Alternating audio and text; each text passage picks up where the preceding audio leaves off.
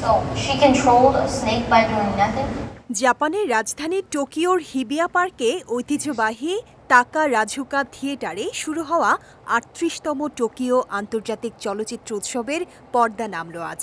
কিন্তু সারাদিন ছিল চলচ্চিত্রের ফুরফুরে আমেজ পুরো শহর জুড়ে।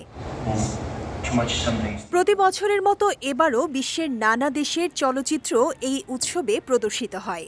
এবারের ৩৮তম টোকিও আন্তর্জাতিক চলচ্চিত্র উৎসব ছিল জমজমাট। এতে প্রদর্শিত হয়েছে একাধিক বৈচিত্র্যময় চলচ্চিত্র। এদিকে চলচ্চিত্র প্রেমীরা উপভোগ করেছে পূর্ণদৈর্ঘ্য, স্বল্পদৈর্ঘ্য, ডকুমেন্টারি এবং বিশেষ প্রদর্শনী।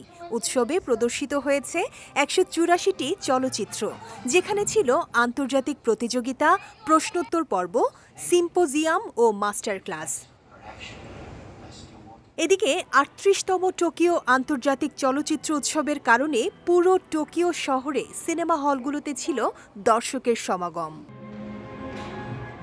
আন্তর্জাতিক ও স্থানীয় চলচ্চিত্র প্রেমীরা একসাথে জমায়েত হয়ে সিনেমা দেখায় ব্যস্ত ছিল পুরো উৎসব জুড়ে।